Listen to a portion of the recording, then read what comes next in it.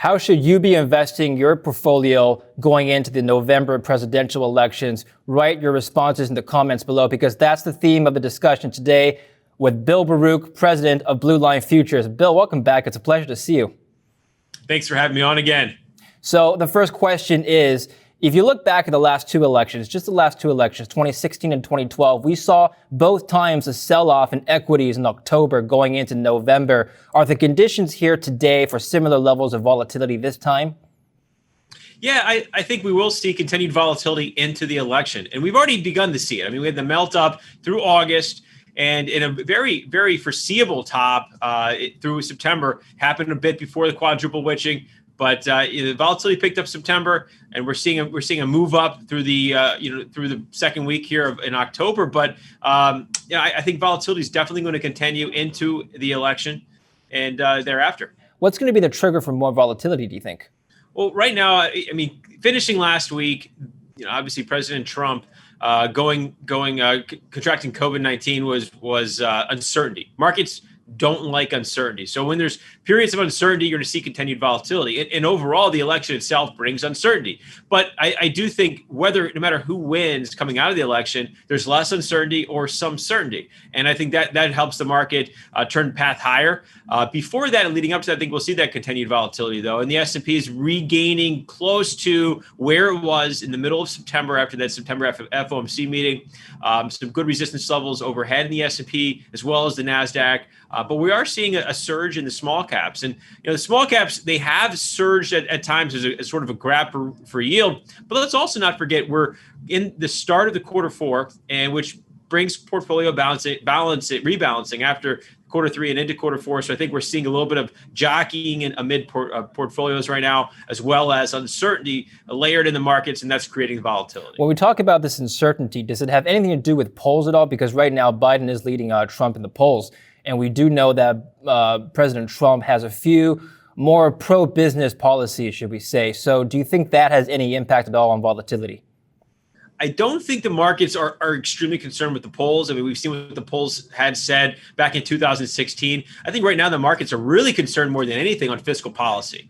And when President Trump was going to the hospital last week, it definitely added a layer of uncertainty, but also because of fiscal policy, he's not going to be there to try and get a deal done. The House looked to pass a deal. They did get their $2.2 trillion in there, but that wasn't a number that the Republicans wanted to see. Republicans did not want to see a two-handle on there. That as well added volatility at the end of last week. But it sounds like they're still working hard to iron out a deal here. And if we get fiscal policy before the election, it's going to be bullish, or after the election, I think we'll have something, whether it be more after the election or just nothing is passed until after the election, and that's going to bring a bullish wave.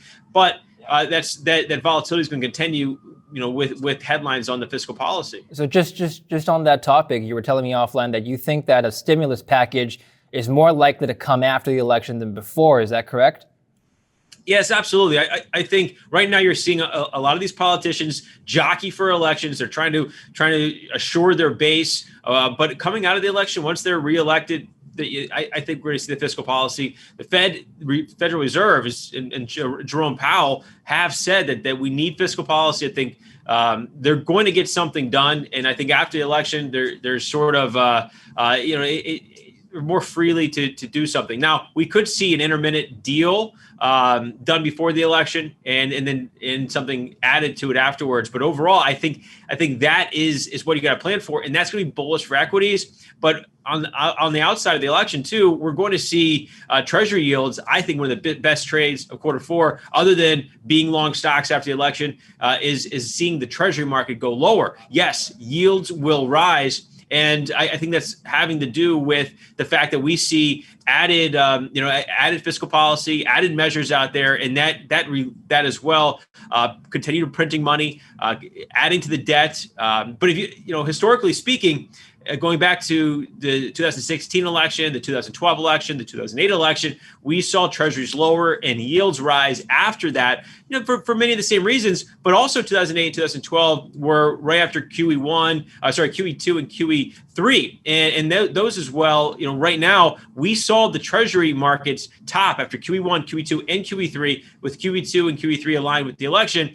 Now we're looking at very similar policy measures, very similar just extravagant measures by the Fed. And it's aligned to be very similar to what we could see in the aftermath after these elections, which is a lower treasury market and higher yields. So the question is, what does gold do with that? And I think gold is trading more like a risk asset at the moment. So I think it'll hold ground even though yields are rising. Okay, we're going to talk about gold in just a second, but you are, I think, are the first analyst I've spoken to in a while who thinks that yields are about to rise. Everyone I've talked to think that yields will stay low, even go into negative territory if you're talking about real yields. What's the rationale for higher yields right now? I mean, you've talked about past presidents, but if you look at the macro conditions today, it just doesn't make sense that anybody would want to raise yields, right? Well, I love being the only person on one side of the coin, and that's it sounds like it's pretty crowded trade over there. Now, listen, I am a yields lower for longer person. I have one of my best trades over the past several years has been steadily buying dips in treasury markets, and I think we're at an intermission here. But again, I gave some of the historical presence with the QE1, QE2, QE3, different aftermaths after the election. But here's the other part. Inflation, it's starting to show up. Look at the PCE numbers last week, 1.6. We're getting darn close to 2.0%. Now, the Fed isn't going to hike rates coming out of 2.0%. They want to see it symmetrically past that. But the conversation is going to start, and when are they going to hike rates? And we can start to see that timeline move back from 2023. So inflation showing up, but I also think we're going to see a big risk on move. And there's nothing really in those yields right now for portfolios. Now, people can obviously invest in that, borrow against it, and then buy stocks. So the risk on game is going to be there. But on top of that, there's going to be debt printed, I think, coming out of this election. And Washington is really going to turn on those printing presses. Wait, did you say risk on before or after the election, Bill? Definitely after. I'm prepared right now. I've been positioning portfolios long in stocks that I like and sectors that I like. On the portfolio management side, I've done some futures trading from both sides of being short and being long. And we called the top in the beginning of September. We called the bottom through the about a week or two ago. So been trading that on the future side, but all along on this dip, really investing in stocks that we like, because I'm prepared to see 3,000, 3050 in the S&P if it goes lower. I'm not calling for that, but I'm positioning, being prepared to do that. And I think it'd be a tremendous buying opportunity. So the back of my mind, I'm hoping we see it, another, a 10% move from here. I don't know if that's going to happen, but I'm prepared to see it. And again, buying stocks, because I think coming out of the election, we're going to see the market move higher, and we're going to see move higher into at least the very start of quarter one. So let's talk about your trading strategies now, Bill. Given that in the last two elections, we saw volatility all throughout October going into November, and given that such volatility may be possible this time, what are you going to be doing to protect yourself? How are you hedging? How are you positioned? What trading strategies are you executing?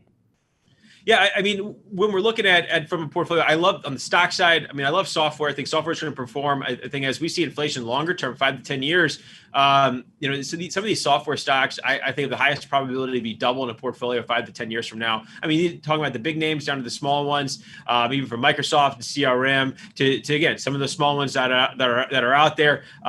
Ultimately, though, too, you got to have a diversified portfolio. I think equities in general are going to be moving higher, and then I think positioning with the treasuries, you could do that within a portfolio. I mean, you can look at some different ETFs, TBT and TBF, but I think the best way to do that is really look at put spreads of defined risk in the futures, and the 10-year futures. You look at like a 138, 136 put spread, which is really it's at the money almost, catch the meat in the middle on there for less than $500 a put spread, and look for about a 4-to-1 risk reward ratio on that.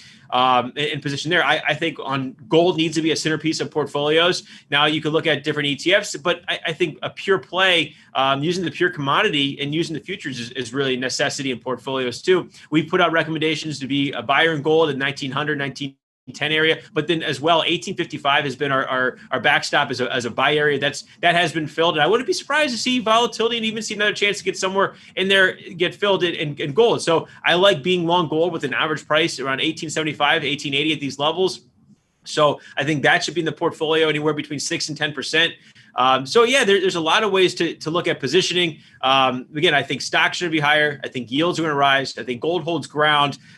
Where I would start to, after a nice rally in equity markets through in the start of Q1, when those yields start to get higher, that and inflation does start to show up, that's going to potentially limit the rally in equities. But at that point, I think we could already be at record highs. Okay. You said earlier that gold is behaving like a risk asset. What do you mean by that? And would you still be buying if you think equities are going up as well? Yes, yeah, I think with gold, like I said, I like being long with an average position somewhere over 1875, 1880. Now, there's a lot of resistance in gold right here, and even my morning notes to clients for telling those who followed us on those trades, buying at 1900, buying at 1855, to look to lock in profits or even take something off the table as we got in close to 1930. 1930 is what we call a major 3-star resistance. 1950, then another major 3-star resistance above there.